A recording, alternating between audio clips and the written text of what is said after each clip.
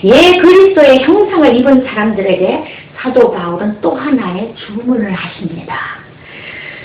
사도 바울은 그 또 하나의 주문을 하시는데 그것이 바로 성령의 9가지 열매입니다. 갈라디아서 5장에 있죠. 성령의 9가지 열매.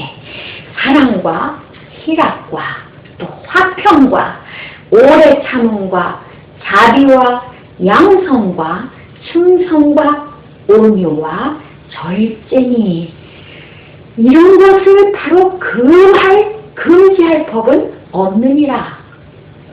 우리는 바로 이 9가지 성령의 열매를 가질 때 우리는 율법의 종으로 매인 자가 아니고 온전한 하나님의 법에 속한 사람이 되는 것입니다. 자, 그러면 성령이란 무엇인가? 우리가 성령 받았다. 성령 하죠? 그럼 이 성령이라는 것이 무엇인가? 이 말씀이 바로 요한일서 5장 7절에 말씀하시죠? 증거하는 성령이니 성령은 진리니라. 성령은 진리랍니다. 성령에 하나님의 말씀이 씨라고 바로 말씀을 씨로 비유했는데 우리도 이런 씨를 받아서 말씀을 받아서 이제 자라야 되겠죠. 그래서 하나님의 원하시는 그런 생명의 나무, 생명을 가진 사람이 된다면 이 나무에 바로 성령의 열매가 열립니다. 이 9가지 열매를 낳으면 정령 성령의 씨를 받은 내가 되겠습니다. 예수님이 천국을 비유할 때요, 좋은 씨를 제 밭에, 내 마음에, 그죠? 내 심령에, 제 밭에 뿌린 사람과 같고 그 씨가 자라서 또 나무가 되면 그 위에 성령이 임한다. 이렇게 말씀하십니다. 좋은 말씀, 또 의의 말씀을 듣고 깨달았는데도 그 말씀을 받은 내 마음에 이러한 9가지 열매와 다른 것, 아주 악명, 시기하고 미워하고 험담하고 남을 아주 그렇게 어떻게 합니까? 남을 아주 정죄하죠? 이렇게 하는 악한 열매가 열린다면 바로 히브리서 6장의 말씀처럼 좋은 씨를 받았지만 어떻게 해요? 엉겅퀴나 가시밖에 내지 않는 나무가 된다고 그러죠? 이런 나무가 된다면, 이런 것만 된다면 어떻게 되겠습니까? 아주 이거는 성령을 받았다, 내가 성령을 받았다, 또 은혜를 받았다라고 이렇게 할 수가 없습니다. 그런 깨달음이 없다는 것입니다. 그러나 우리가 여기서 아주 잘못 깨달음으로 인하여서 어긋난 행동과 말이 오고 가는 것을 볼 수 있습니다. 우리가 받은 말씀이 바로 이제는 성령을 받았으니 율법에서 자유다.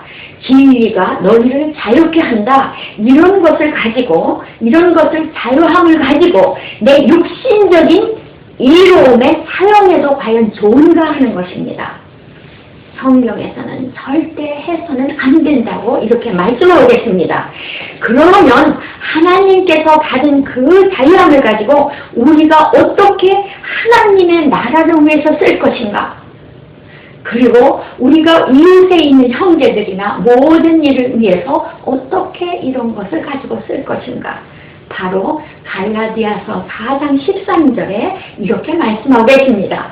우리는 율법 속에 자유함을 얻었다. 그러나 그 자유를 육체의 기회로 삼지 말라.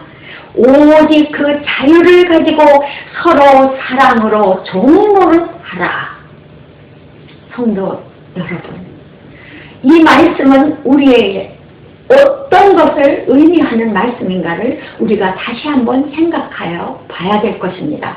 이것이 바로 예수님께서 우리에게 자유의 율법에서 자유율법으로 주신 목적입니다.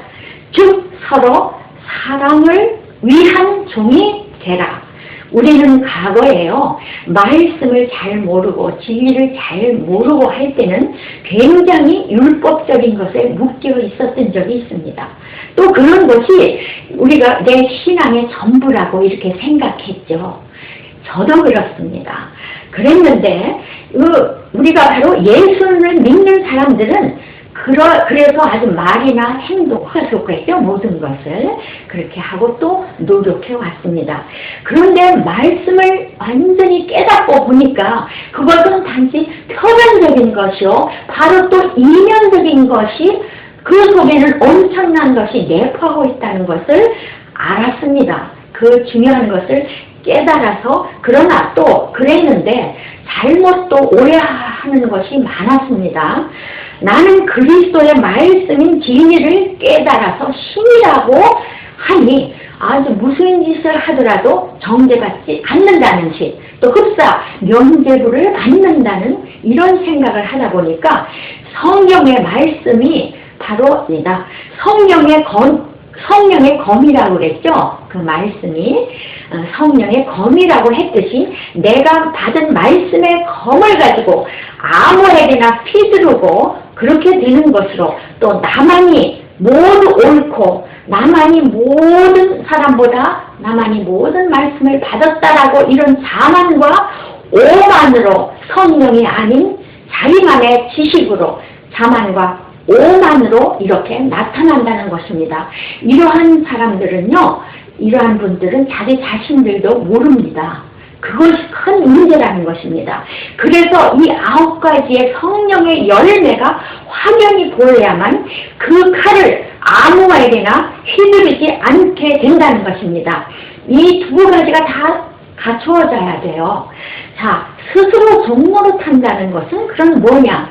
바로 고린도 9장의 말씀을 여러분들이 다 성경을 읽어보시면 더 확실히 알게 되겠습니다. 그러면 그리스도 안에 있는 온전한 법과 율법의 차이는 무엇인가? 율법 속에는 이미 정해진 규정이 있습니다.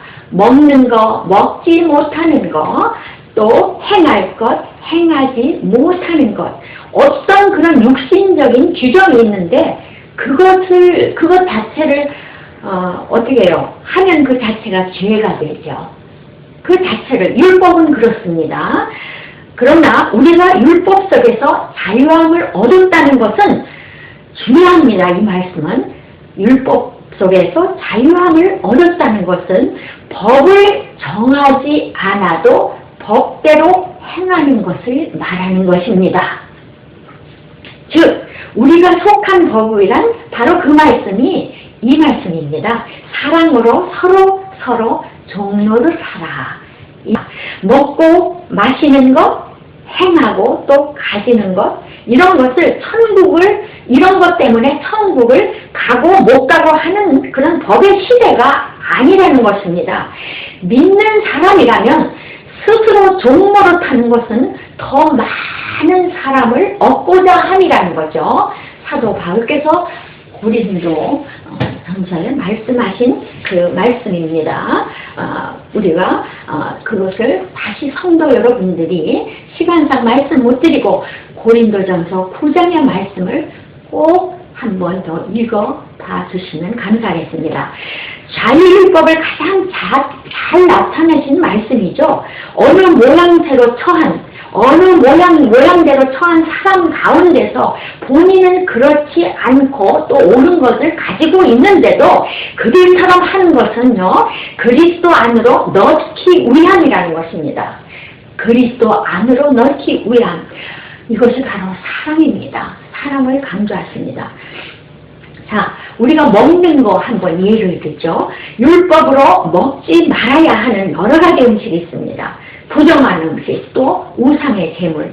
예수님은 마태 15장에서 율법을 다 이루었다 하시면서 사실 진정한 의미의 그 죄가 되는 것은 입으로 들어가는 것이 아니라 입에서 나오는 것이 죄다. 악하고 더러운 것이 입에 가득하기 때문에 이것이 나올 때마다 죄가 되게 한다. 들어가는 음식은 죄가 되는 것이 아니다라고 말씀하십니다. 구약은 온전한 것이 아니라고 그랬죠.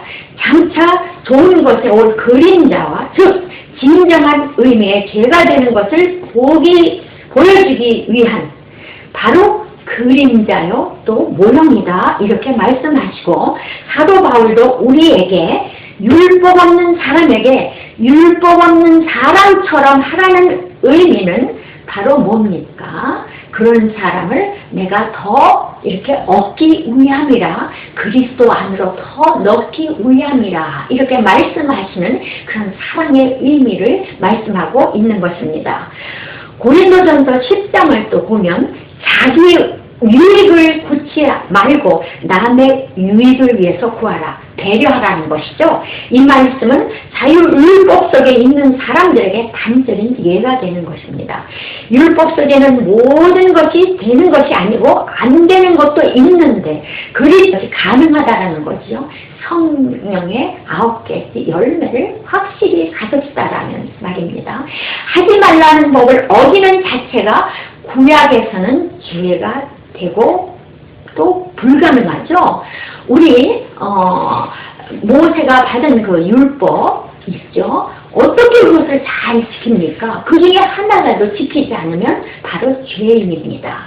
그 중 한 가지라도 지키지 않으면 죄인이 되는데, 그런데 그 자유율법 속에서는 불가능한 것이 아니라 가능하지만 모든 것이 유익하거나 덕스러운 것이 아니라는 것입니다. 그래서 사도 바울이 말하기를 누가 나를 청하거든, 심지어는요 불신자나 또 이방인들이 청한 그곳에서 제사 음식을 먹더라도 먹으라 해도 너의 양심을 위하여 묻지 말고, 너의 양심을 위하여 묻지 말고 먹으라. 그 먹는 자체가 되는 것이 아니더라, 이렇게 말씀하십니다. 함께 한 자가 혹시 함께 한 자가 믿음이나 지식이 아주 약해서 그것을 보고 그가 실족해 하는 것이 문제가 될 것 같으면 먹지 말라는 것입니다. 이것이 바로 자유율법이 되겠습니다. 우리는 그리스도 안에서 자유를 즐겨야 합니다. 만약에 이방인을 만났는데 그 사람은 교회 가면 술, 담배를 못 먹게 하기 때문에 가지 않는다고 할 때 그 사람에게 당신은 술과 담배를 먹기 때문에 교회에 오면은 곤란합니다. 또 교회에 오시려면 그것을 하지 않으셔야 됩니다. 라고 이런 율법적인 것으로 말씀을 한다면 그가 어떻게 되겠습니까? 자, 우리가 한번 좀 잘 생각해 봐야 되겠습니다.